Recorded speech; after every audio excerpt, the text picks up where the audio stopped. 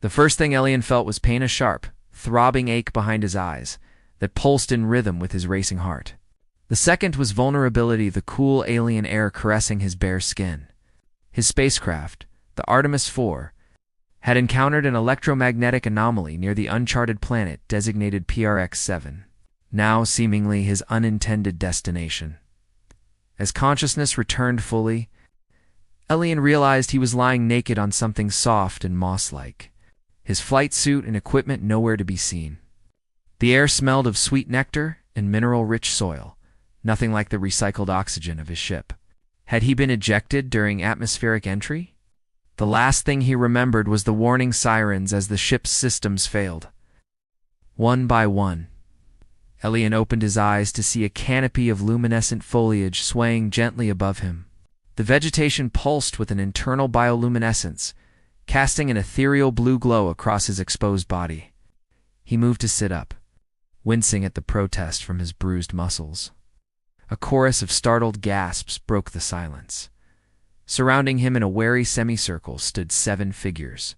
Humanoid, but unmistakably alien, their skin a rich, lavender hue that deepened to violet around their faces and extremities. They were slender, with angular features and large, almond-shaped eyes that reflected the blue light like pools of liquid silver. All appeared female in form, draped in woven fabrics of complex geometric patterns. "Savlax Nethivorak," one of them cried, backing away in obvious disgust or fear. The others followed suit, creating more distance between themselves and Elian. One figure remained closer than the others. She was shorter, with intricate markings along her arms that seemed to glow faintly. While the others clutched what appeared to be spears tipped with crystalline points, she carried only a small pouch at her waist. "Please," Elian said, instinctively covering himself with his hands. "I mean no harm. My ship crashed." The aliens conferred among themselves in hushed, melodic tones. Their language contained sounds Elian's human vocal cords could never reproduce. Clicks and harmonic overtones that seemed to vibrate the air itself. The shorter alien stepped forward cautiously. "Vexala," she said softly, pointing to herself. "Talia," then she gestured to him with an open palm. "Elian," he responded, tapping his chest gently. The others hissed and chittered, clearly warning their companion to maintain distance. The tallest among them barked what sounded like a command, but Talia shook her head firmly with slow, deliberate movements. She removed a shimmering fabric from her shoulders and extended it toward him, her eyes never leaving his. The message was clear enough. "Cover yourself."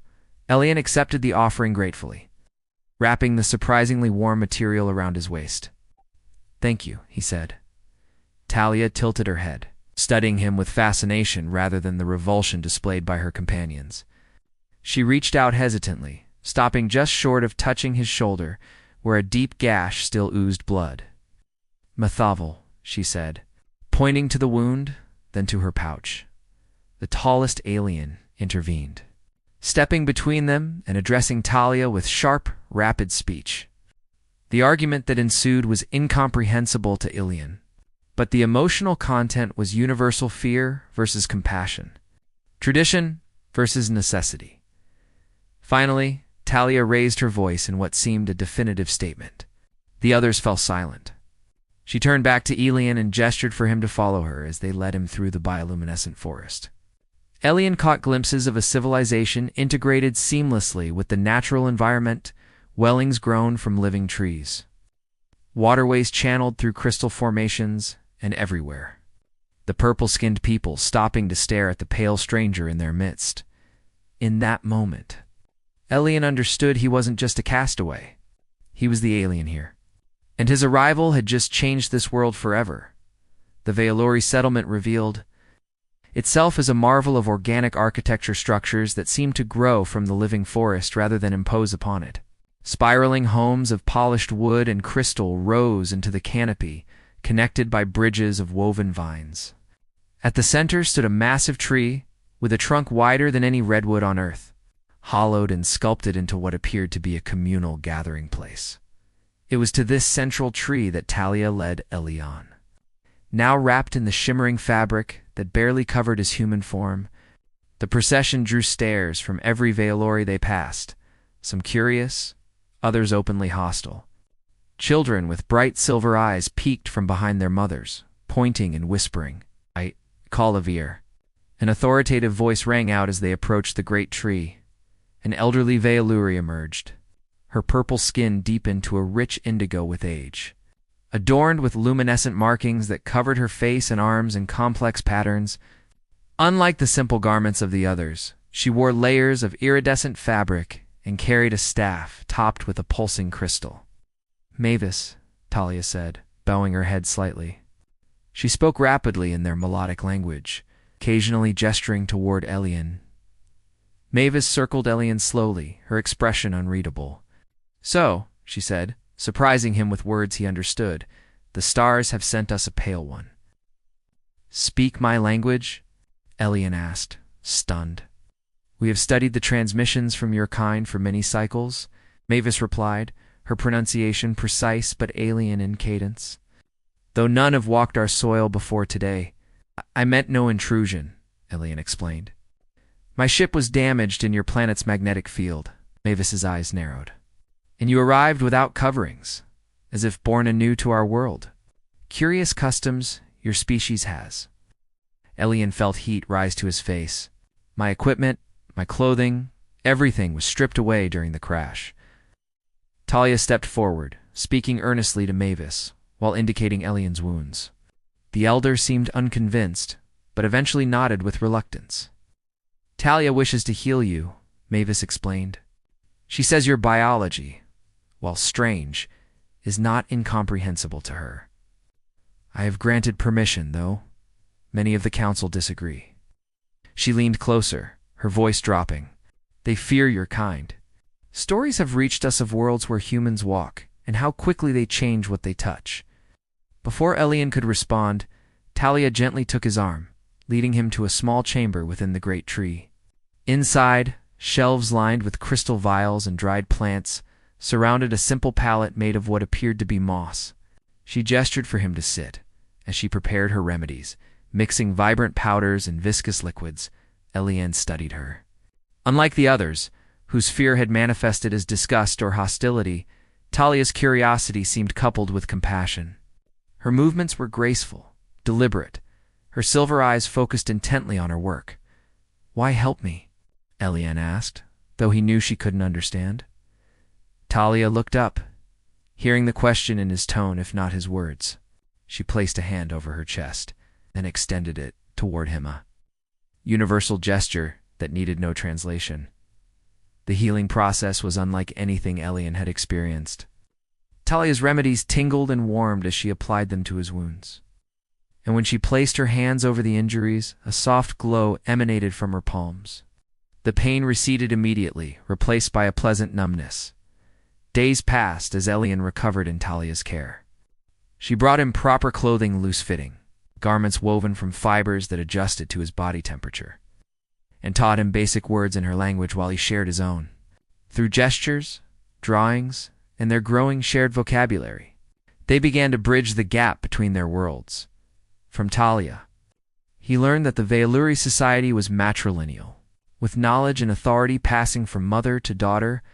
Their technology, while advanced, followed principles entirely different from Earth's harnessing the planet's natural energies rather than consuming resources from Elian. Talia learned of Earth's diverse cultures and environments, her silver eyes widening as he described oceans and mountains, deserts and tundra. She seemed particularly fascinated by his descriptions of night skies without the triple moons of Nebulon. Mavis visited occasionally, observing their interactions with calculating eyes. "She learns quickly," the elder commented one day, as Talia successfully repeated a complex Earth greeting. "As do I," Elian replied, demonstrating a Veiluri gesture of respect. "Perhaps," Mavis said, though her tone suggested skepticism. "But understanding words is not the same as understanding hearts. The council grows impatient, Pale One. They wonder what place there can be for you among us." It was a question Elian had asked himself many times as he gazed at the alien stars through the crystal windows. wondering if rescue would ever come in, increasingly uncertain if he would welcome it if it did. By the third cycle of Nebulan's largest moon, Elian had gained enough strength to venture beyond Talia's healing chamber. His wounds had closed with remarkable speed under her care, leaving only faint silver lines where deep gashes had been. The language barrier, while still present, had diminished enough for basic communication. "Today you see Village," Talia announced in halting human speech, her silver eyes bright with excitement. "Show you Veiluri life." Elian nodded eagerly, having grown restless in confinement. "I'd like that very much." They emerged from the great tree to find the settlement bathed in the warm light of Nebulan's primary sun. Activity buzzed everywhere Veiluri, tending to gardens that spiraled up tree trunks, crafters weaving luminescent fibers into fabric, and children practicing what appeared to be ritual dances under the watchful eye of an elder. The stares that followed Elian were no less curious than before. But the open hostility had dimmed.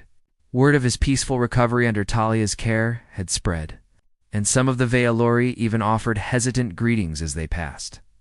"This is Velamir," Talia explained, leading him to a series of pools where crystal formations channeled water in intricate patterns. "Sacred waters. Give life to forest, to people." Elian crouched beside one pool, marveling at how the water seemed to glow from within. "It's beautiful," he said simply. A group of young Veiluri children approached cautiously, their silver eyes wide with curiosity. One brave soul stepped forward, extending a small purple hand toward Elian's arm. "Sola wants touch," Talia translated, amusement in her voice. "She'll never see skin like sun." Elian smiled and extended his arm slowly. The child's fingertips brushed his skin with butterfly lightness, followed by an excited stream of musical words to her companions. Soon, Elian found himself surrounded by curious young Veiluri, all eager to examine the strange visitor. He showed them simple Earth Games rock, paper, scissors, translated surprisingly well, and in return, they taught him to weave simple patterns from the luminescent vines that grew abundantly from across the clearing. Elian noticed Mavis watching the interaction, her expression unreadable. Beside her stood several other elders, their discussion animated.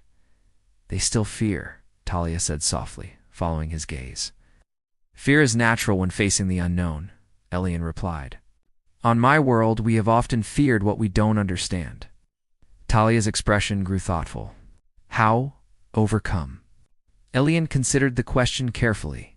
"By showing we can be valuable to each other. By sharing knowledge, skills, building trust."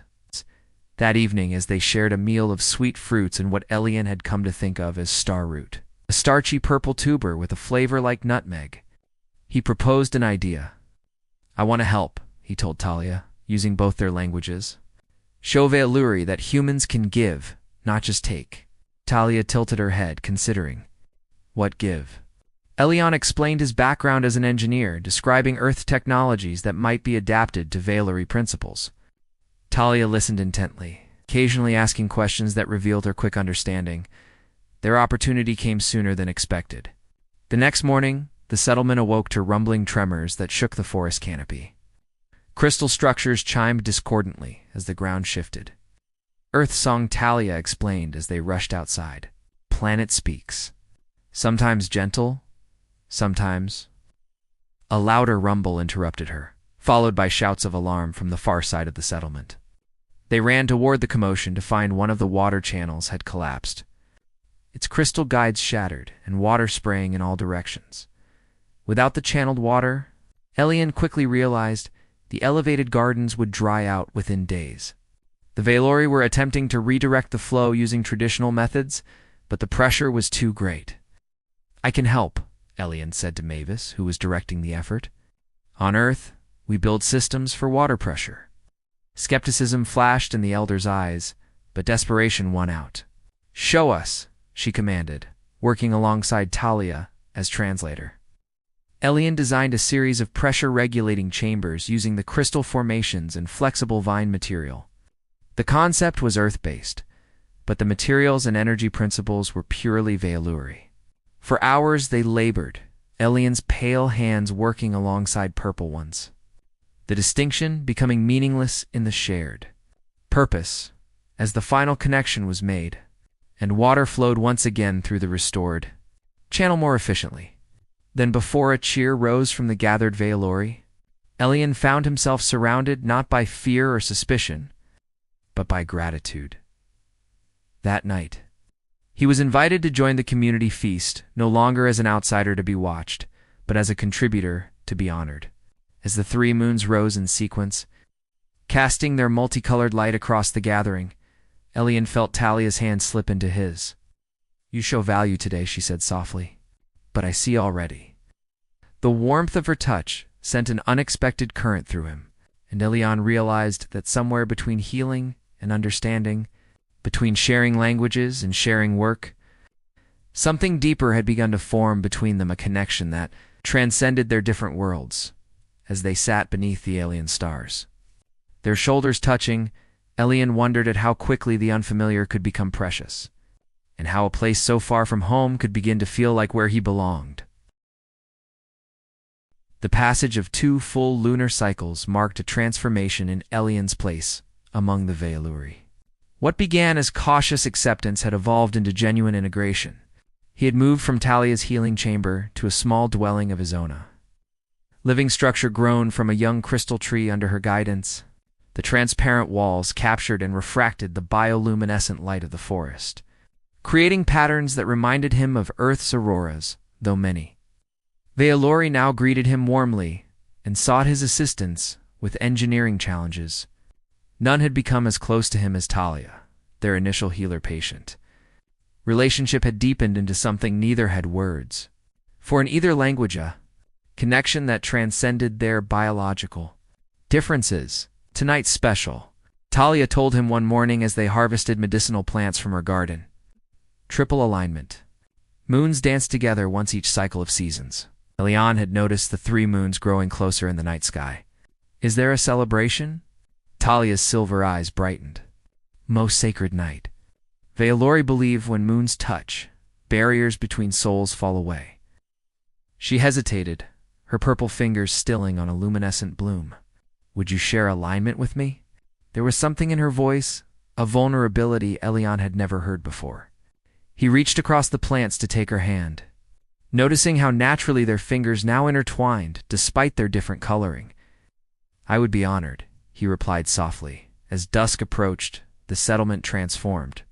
Crystal structures were adorned with woven light vines, and everywhere Veilori applied sacred markings to each other's skin, temporary designs that glowed with bioluminescent pigments. The air filled with a sweet, intoxicating fragrance as ceremonial incense burned in spiral patterns. Talia came to collect Elian wearing formal attire he had never seen. Layers of translucent fabric that shifted color with her movements, and elaborate markings that extended from her face down her arms in swirling patterns. "You are beautiful," he said simply, the words inadequate in any language. Her silver eyes lowered briefly. "For alignment ceremony, we wear soul patterns. Shows inner light." She held up a small bowl of luminescent pigment. "May I show yours?" Elian nodded, understanding the significance of her offer. He sat quietly as Talia's gentle fingers applied the cool pigment to his face and arms. Following patterns, she seemed to see within him. The intimacy of her touch made his heart race. Each careful stroke a silent communication deeper than words. When she finished, she held up a polished crystal for him to see his reflection. The patterns were unlike any he'd seen on the Veilori, unique hybrid of geometric precision and flowing curves that somehow felt exactly right. "How did you know?" he asked, touched by the personal nature of the design. Talia placed a hand over his heart. "See you here," she said simply. The ceremony took place in a natural amphitheater where crystal formations amplified sound into harmonics. It's impossible on Earth. The Veilori gathered in concentric circles, with the elders including Mavis forming the innermost ring. Talia led Elian to a place in the second circle where several Veiluri nodded respectfully to them both. As the 3 moons rose higher, their lights silver, pale blue, and amber began to converge. The Veilori started a harmonic chant that seemed to vibrate through the crystal formations, creating overtones that Elian felt more than heard. Talia leaned close, her breath warm against his ear. When moons touch, we share soul truth with chosen one. Her eyes met his with unmistakable meaning. I choose you, alien of Earth. The intensity of her gaze made his breath catch. And I choose you, Talia, of Nebulan. As the moons aligned in perfect conjunction overhead, bathing the gathering in unified light, the chanting reached a crescendo. Veluri turned to their chosen partners. Pressing their foreheads together in silent communion, Talia's hands rose to frame Elian's face. Her touch feather-light. He mirrored her movement, marveling at the softness of her skin beneath his fingertips. As their foreheads touched, something extraordinary happened. The luminescent markings on their skin began to pulse in unison, creating patterns of light that flowed between them. What followed transcended physical sensation. Elian experienced flashes of Talia's memories, her childhood among the crystal trees, her calling to the healer's path, her first sight of him lying vulnerable in the forest, and the immediate, inexplicable connection she had felt. He understood suddenly that her compassion that day had not been merely professional duty, but instinctive recognition of something familiar in the unfamiliar. In turn, he felt her experiencing his memories, Earth's oceans and mountains, the wonder of his first spaceflight, his loneliness before the crash, and the growing sense that his arrival on Nebulan had been not accident but destiny. When they finally drew apart, the ceremonial space had emptied, couples and groups having drifted away to private communion. The three moons began their slow separation in the sky above. I never knew, Elian whispered, still overwhelmed by their shared experience. On Earth, we don't have words for this kind of connection. Valshian, Talia said softly. Soul-seeing. They walked in silence back to Elian's dwelling, the forest around them pulsing with heightened bioluminescence that seemed to respond to their emotional state. Inside, with only the glow of their markings illuminating the space, Talia stepped closer. Among Veluri, alignment night begins life bond, she said, her voice barely audible. If chosen ones wish, Elian's heart thundered in his chest. And what does a life bond mean? Two souls walking one path, she replied, sharing joy, pain, discovery, creating future together. Her silver eyes searched his, vulnerable yet certain. In that moment, all thoughts of Earth, of differences, of eventual rescue, faded away. There was only Talia, this world, this moment. Elian drew her gently into his arms, the luminescent patterns on their skin merging into new configurations where they touched. That's what I want to, he whispered against her temple. Their first kiss was tentative, an exploration of unfamiliar territory. Her lips were cooler than human temperature, with a subtle sweetness like the night-blooming flowers of the forest. As they grew more confident, the kiss deepened, transcending their physiological differences in the universal language of desire. Under the separating moons, as their luminescent markings pulsed in synchrony, Elian and Talia discovered that love required no translation. Their bodies, though formed on different worlds, found harmony in each other's embrace. Dance as old as life yet new between their species, and the sacred vulnerability of their union. The final barriers between worlds fell away. They were no longer human and Veluri, but simply two beings who had found in each other the rarest treasure in any galaxy belonging. Dawn broke over Nebulan with unprecedented brilliance, the primary sun seeming to celebrate the new connections formed during the alignment. Elian woke to find Talia curled against him, her purple skin luminescent in the morning light filtering through the crystal walls. The markings from the ceremony had faded to faint traces, but the bond they had formed remained vibrant and clear. As he watched her sleep, a sudden realization struck him. The emergency beacon from his crashed ship would still be active. Eventually, Earth would send rescue. The thought, which once would have brought relief, now filled him with conflict. Talia stirred, her silver eyes opening to meet his troubled gaze. With the heightened connection of their bond, she sensed his concern immediately. Your people will search, she said. Not a question, but a statement. Elian nodded, pulling her closer. The beacon was designed to transmit for years, if necessary. They'll find me. Find us.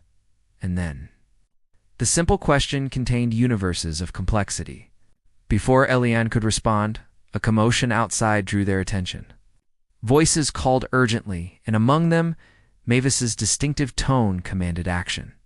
They dressed quickly and emerged to find the settlement in organized chaos. Veiluri moved with purpose, gathering at observation points in the highest trees. Mavis spotted them and approached rapidly. "The Sentinels have detected an approaching vessel," she informed them, her expression grave. "Not of our world. It matches the description of your human ship's Elian of Earth." Talia's hand tightened in his. "So soon?" she whispered. Elian felt equally stunned. Either his distress beacon had worked better than designed, or this was something else entirely.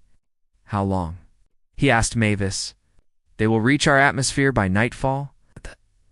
The elder studied him intently. "The council has convened to decide our response. As the only human among us and one who has shared the alignment your presence is requested." The council chamber occupied the heart of the great tree, its walls living wood inlaid with crystal that recorded and amplified spoken words. Elian and Talia entered to find the 12 elders seated in a circle, with Mavis at the position of honor. "Elian of Earth," Mavis began formally, "you came to us as a stranger, vulnerable and alone. You have since become part of our community, sharing knowledge, labor," and now her eyes flicked briefly to Talia, "our most sacred bond. But your people approach, and we must know, what threat do they pose?" The question hung in the still air of the chamber. Elian chose his words carefully, aware that the future of two worlds might hinge on his response. "Humans are explorers by nature," he explained. "Curious, adaptable, innovative. These qualities have taken us to the stars, but they have also, at times, led us to harm what we don't understand." Murmurs rippled through the council at his honesty. "I cannot promise that all humans would respect your ways as I have learned to do," Elian continued, "but I know that many would recognize the wonder of your world and wish to protect it. The question is how we manage that first contact." An elder with deep indigo skin spoke up. "Perhaps we should hide our presence? Make them believe the planet uninhabited?" "Impossible," Mavis countered. "Our crystal formations would be detected by their instruments, and they would find Elian's beacon." "We could send Elian back alone," suggested another, avoiding Talia's gaze. Talia stepped forward, her voice steady despite the pain evident in her eyes. "Elian and I share Velshian. To separate us would violate our most sacred tradition." Mavis nodded slowly. "Which leaves us with only one path-directed contact. We control the terms of meeting." She turned to Elian. "Would you serve as bridge between our peoples?"